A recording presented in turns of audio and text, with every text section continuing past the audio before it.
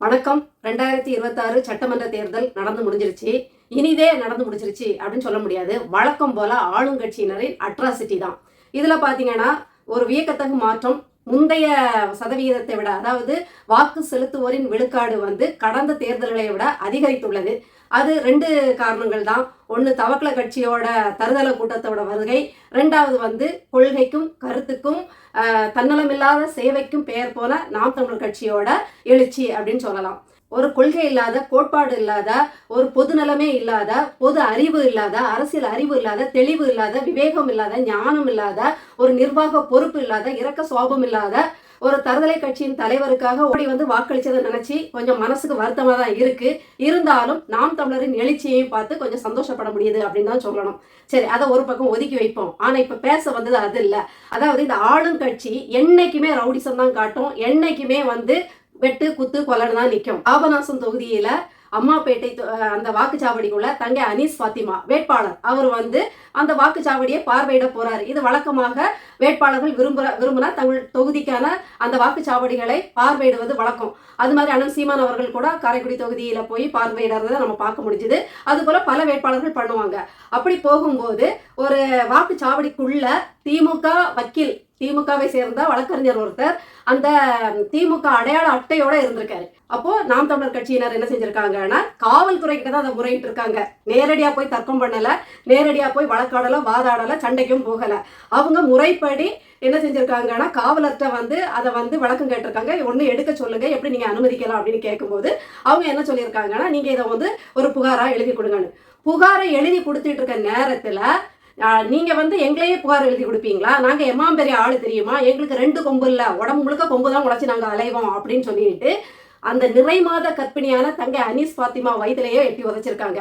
நீங்க எல்லாம் விளங்குவீங்களா? உங்க கால் எல்லாம் உருப்படுமா? உங்க வீடுகள்ல அக்கா தங்கச்சி கிடையாதா? உங்க வீடுகள்ல மனைவிகள் உங்கள் பிள்ளைகளை பெற்று தரலையா? உங்களுடைய சகோதர சகோதரிகள் நிறைமாத கற்பிணிகளா இருந்து நீங்க பார்த்தது இல்லையா?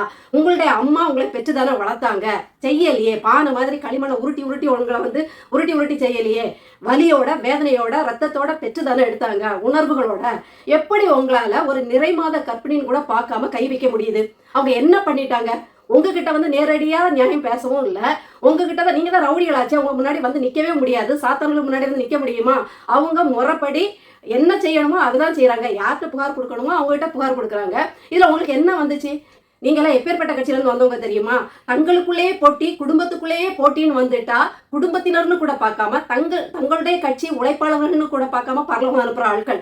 போட்டின்னு வந்துட்டா எவனாலும் பார்க்க மாட்டீங்க, என்ன வேணாலும் செய்ய துணிகிற ஆட்கள்.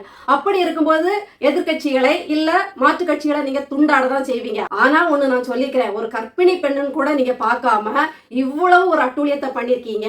ஒரு உயிர் இன்னொரு உயிரை சுமக்குதுங்கிற ஒரு அடிப்படை உணர்வு, ஒரு அடிப்படை மனிதாபிமானம் கூட இல்லாம காட்டு மிராண்டி மாதிரி நீங்க போற்றி புகழக்கூடிய தலைவர் எங்களை பார்த்து காட்டு மிராண்டியும்பா. ஆனா நீங்க தான் உண்மையிலே காட்டு மிராண்டிகள். உங்களுக்கெல்லாம் இந்த பண வெறி, பதவி வெறி இதெல்லாம் தலைக்கு ஏறிடுச்சுன்னு வைங்களேன். யார் என்னன்னு கூட நீங்க பார்க்க மாட்டீங்க. ஏன் சொந்த பந்தங்களே காவு கொடுக்க கூட நீங்க ரெடி ஆகுற ஒரு கட்சினால உங்ககிட்ட மனிதாபிமானத்தையும் இரக்க குணத்தையும் தார்மீகத்தையும் எதிர்பார்க்கவே முடியாது. ஆனா ஒண்ணு சொல்றேன், அந்த கர்ப்பிணி பெண் மேல கை வச்சவங்களும் கால் வச்சவங்களும் கண்டிப்பா அனுபவிப்பீங்க. அதெல்லாம் உங்களுக்கு நேரடியாவே அதற்கான பலனை நீங்க அனுபவிப்பீங்க. புலம்பி தள்ளுவீங்க, தெரியாம கை வச்சுட்டோம் அந்த பிள்ளைக்கு மேல அப்படின்னு புலம்புற அளவுக்கு நடக்கும். அது பார்த்துடுங்க, தன்னால நடக்கும். ஏன்னா நாங்க இறை நம்பிக்கையும் அதிகம் உடையவங்க. எங்களுக்கு இறை நம்பிக்கை உண்டு. இயற்கையை நாங்க ரொம்ப நம்புறோம். எல்லாத்தையும் பார்த்துட்டு இயற்கையும் இறைவனும் சும்மா இருப்பாரு சொல்லிடலாம் முடியாது. திமுக மட்டும் தான் ரவுடிசம் பண்ணுமா? திமுக மட்டும் தான் அட்ராசிட்டி பண்ணுமா? திமுக மட்டும் தான் கொம்பு முளைச்சிருக்கா? எங்களுக்கும் கொம்பு இருக்குல்ல அப்படின்னு அதிமுக காரங்களும் அவங்க பங்குக்கு ரவுடிசம் தான். காரைக்குடியில அண்ணன் சீமான் நிற்கின்ற அந்த தொகுதியில அந்த அமமுக சார்பில் இருக்கக்கூடிய தேர்போகி பாண்டியனா என்ன போக்குல போக போறாரோ அந்த பாண்டியன் கள்ள ஓட்டு போடுறதுக்கு ஆள் ரெடி பண்றாரு, தயார் பண்றாரு. கள்ள ஓட்டுகள் அங்க நடக்குது அப்படிங்கிறத தட்டி கேட்ட நாம் தமிழர் கட்சி சண்முகம் அப்படிங்கிற ஒரு தம்பியை அடிச்சு தலையில ரத்தம் வழிய, தரையில ரத்தம் வழிய உட்கார்ந்துருக்காரு. இப்படி ஒரு ரத்த ருசி பாக்குறதுக்கு தான் இந்த திமுகவும் அதிமுகவும் இந்த பதவி வெறி பிடிச்சு அலைவீங்களா? இந்த பதவிக்காக, இந்த பணத்துக்காக எத்தனை மக்களோட ரத்தத்தை நீங்க ருசி பார்த்துட்டு இருப்பீங்க? உங்க உடம்புல எல்லாம் ரத்தம் ஓடலையா? உங்களுக்கு வலிக்காதா? நீங்க எல்லாம் இரும்புல செஞ்சு வச்சிருக்கீங்களா? இது வரைக்கும் ஆண்ட உடனே எல்லாம் உங்களுக்கு காலு கடியில இருக்கிறதா ஒரு நினப்பு வேற. காலத்தின் சக்கரம் சுழலும். கீழே இருக்கவன் மேல போவான், மேல இருக்கவன் கீழே வருவான். 50 வருஷத்துக்கு மேல ஆண்டு ருசி பார்த்த கட்சி எவனும் கிடையாது. ஆனானப்பட்ட காங்கிரஸே கூப்புல போய் உட்கார்ந்துட்டு இருக்கு. நீங்க எல்லாம் எழும்ப முடியாத அளவுக்கு இந்த அதிமுகவும் திமுகவும் கூப்புல போகிற நாட்கள் வந்து ரொம்ப வருஷம்லாம் இல்லை. இன்னும் மிஞ்சி போனா இந்த ஒரு 5 வருஷம் தான். அதுக்கப்புறம் 2 திராவிட கட்சியும் அப்படியே மங்கி அழியலைன்னா பார்த்துக்கோங்க. தமிழ் தேசியம் முளைச்சிடுச்சு. இனிமே உங்களுக்கு அழிவு காலம் நெருங்கிடுச்சு. கொஞ்சம் இப்போ ஒத்திகை பார்த்துக்கோங்க. இப்போ கொஞ்சம் நீங்க துள்ளிக்கிட்டு தெரியுங்க. உங்க துள்ளெல்லாம் அடக்கிறதுக்கு இன்னும் இந்த ஒரு வாய்ப்பு மிஞ்சி போனா இந்த ஒரு வாய்ப்பு தான். அதுக்கப்புறம் நீங்க இருக்க இடம் தெரியாம ஆயிருவீங்கிறத நான் தெளிவா இதுல சொல்லிடுறேன். வேடச்சந்தூர்ல மாற்றுத்திறனாளியோட ஓட்டை யாரோ கள்ள ஓட்டு போட்டு வச்சிருக்காங்க. யாரு? இந்த திமுக அதிமுகவா தான் இருக்கும். இவங்களை தாண்டி வேற யாரும் கள்ள ஓட்டே போட மாட்டாங்க. கள்ள ஓட்டுக்கு பெயர் போனவங்க இந்த கள்ளர்கள் தான். அந்த களவாணிகளுக்கு கை வந்த கள்ள ஓட்டு தான். அதன் பிறகு அந்த மாற்றுத்திறனாளியை சார்ந்தவர்கள் சண்டை பிடிச்சி எங்க ஓட்டு நாங்க போட்டுதான் தீருவோம்னு தேர்தல் ஆணையம் அந்த அதிகாரிகள்கிட்ட எல்லாம் சண்டை போட்டு சேலஞ்ச் பண்ணி திருப்பி அந்த சேலஞ்ச் ஓட்டு அப்படிங்கிற அந்த ஓட்டை போட வச்சிருக்காங்க. நல்ல செய்தி. இப்படிதான் யாரும் வந்து ஐயோ போட்டுட்டாங்கன்னு திருப்பி பேரக்கூடாது. நின்று நமக்கான ஓட்டை போட்டே தீரணும். இப்படிப்பட்ட மாற்றங்களை நம்ம எதிர்பார்த்துக்கிட்டு இருக்கோம். இந்த மாற்றங்களை எல்லாம் கொண்டு வந்தது கண்டிப்பா நாம் தமிழர் கட்சி தான். தைரியமா பேசணும், தைரியமா எதிர்த்து நிக்கணும். என் ஓட்டு போட்டுதான் தீருவேன் நிக்கிறதுக்கு இந்த மாதிரி விஷயங்கள்லாம் நடக்கிறதுக்கு சூத்திரதாரி யாருன்னு பாத்தீங்கன்னா அண்ணன் சீமான் அவர்கள் தான். அவங்க கொடுத்த உத்வேகம் தான் இன்னைக்கு மூல முடுக்க தாவேக்கா என்ன துள்ளிக்கிட்டு நியாயம் கேட்குது. சேகர்பாபு கிட்ட ராயபுரத்துல சேகர்பாபு வரும்போது கள்ள ஓட்டு போடுறதுக்கு முயல்றாங்க அப்படின்ட்டு தாவேக்கா நேரடியா நின்று சேகர்பாபுவை கேள்வி கேட்குதுன்னா அந்த விதை போட்டது எல்லாமே அண்ணன் சீமான் அவர்கள் தான். அவர்கள் ஒரு ஆள் மட்டும் அண்ணன் சீமான் மட்டும் இல்லைன்னா இன்னைக்கு எல்லாரும் பதுங்கி பம்மி ஆளுங்கட்சிக்கு பம்மிட்டு தான் தெரிவாங்க, ஒதுங்கி தெரிச்சு ஓடிடுவாங்க. இன்னைக்கு தாவேக்காவே தைரியமா பேசுது, எதிர்த்து ஒரு அமைச்சரை பார்த்து கேள்வி கேட்குதுன்னா அதுக்கு முன்னோடி அதுக்கு அச்சாரம் அப்படிங்கிறது அண்ணன் சீமான் அவர்கள் தான். ஆத்தூர்ல கள்ள ஓட்டு போட்டாங்கன்னு இதே மாதிரி நாம் தமிழர் கட்சி போராட்டம், அங்க அடிதடி, இப்படியாக இந்த ஆளுங்கட்சி அதே மாதிரி பெரிய எதிர்கட்சின்னு ஒரு மாய வலையை விரிச்சிட்டு தெரியுது எடப்பாடியார் கட்சி. இந்த 2 கட்சியுமே ரவுடிச கட்சிகள் தான். இவங்க தங்களுக்குள்ளே பதவிகளை பிரித்து கொள்வதற்கும் மாறி மாறி தாங்களே ஆண்டு கொள்வதற்காகவும் உள்ளடி வேலைகள் பார்ப்பாங்க. இவங்க எல்லாருமே ஒண்ணுதான். இவ்வளவு அட்டுழியங்கள் நடக்குது, கண்ணார பார்த்துக்கிட்டு இருக்காங்க. இத்தனை வருட காலங்களும் இதுதான் நடந்துகிட்டு இருக்கு. ஆனாலும் கூசாம ஒரு பள்ளிக்கூடம் நடத்துற கிறிஸ்தவ நபர் ஒருவர் எனக்கு செய்தி அனுப்புறாங்க.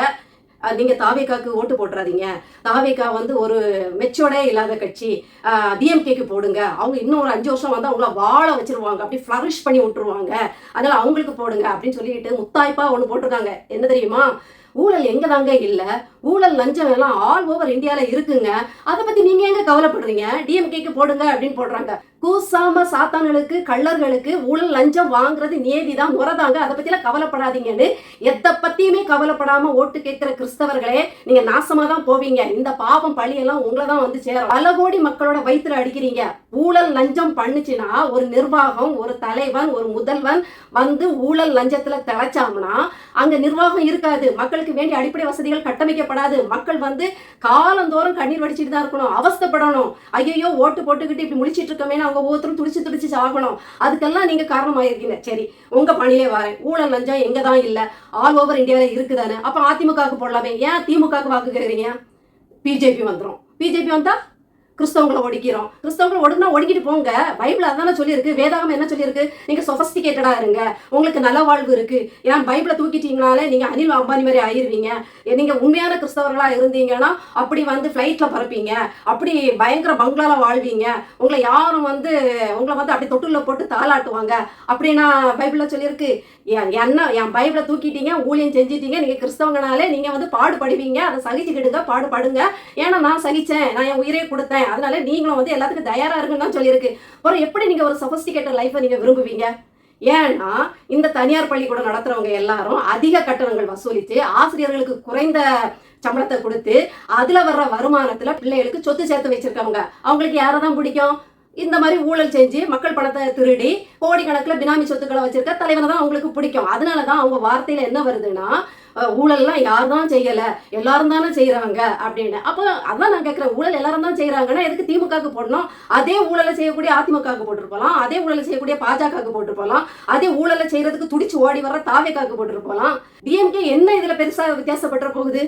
உங்களை ப்ரொடெக்ட் பண்ணுதா?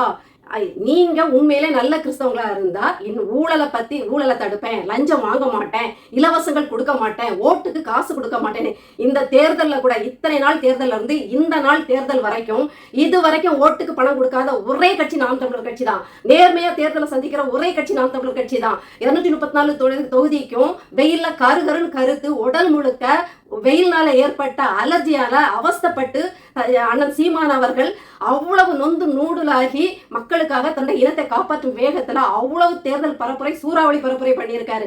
இப்படி தன்னலமற்று சேவை செய்கின்ற நான் அடிப்படை வசதிகளை செஞ்சு தருவேன், நான் அடிப்படை வசதிகள் குடிநீர் மருத்துவம் கல்வியை தரமா தருவேன், மீதி எல்லாமே சரியா நான் நிர்வகிப்பேன் அப்படின்னு சொல்றவரை உங்களால தேர்ந்தெடுக்க முடியல. ஏன் முடியலைன்னா அவரு வந்தா உங்களுடைய பள்ளிக்கூடங்கள்லாம் ஈயாடிரும். ஏன்னா அவர் தரமா கல்வி அவர் சொன்னதெல்லாம் நிறைவேற்றிட்டாருன்னு வைங்க, அவர் சொன்னதெல்லாம் செயல்படுத்த ஆரம்பிச்சிட்டாருன்னு வைங்க, நீங்க தலையில துண்டு போட்டுட்டு தான் போகணும், உங்க வியாபாரம் படுத்துரும். அதனாலதான் நீங்க இந்த தனியார் நிறுவனங்கள் வச்சிருக்கிற அத்தனை பேரும் இந்துக்களோ கிறிஸ்டியனோ முஸ்லீமோ தனியார்னு ஒண்ணு நடத்துற அத்தனை பேரும் அண்ணன் சீமானை வெறுக்கிறீங்க. குறிப்பா இந்த கிறிஸ்தவர்கள் பிஜேபி அப்படின்னு சொல்லி சம்பந்தமே இல்லாம திமுகவை நீங்க வரிஞ்சு கட்டி வச்சிட்டு இருக்கீங்க. இன்னைக்கு நடக்கின்ற இந்த அத்தனை கொடுமைகளுக்கும், இன்னைக்கு நாம் தமிழர் கட்சியில ரத்தம் சிந்திய வயிற்றில் அடிப்பட்ட கர்ப்பிணி பெண்ணின் அத்தனை கதறல்களுக்கும் அந்த பழி பாவங்களுக்கும் நீங்க எல்லாம் ஒரு நாள் கணக்கு கொடுக்கணும்.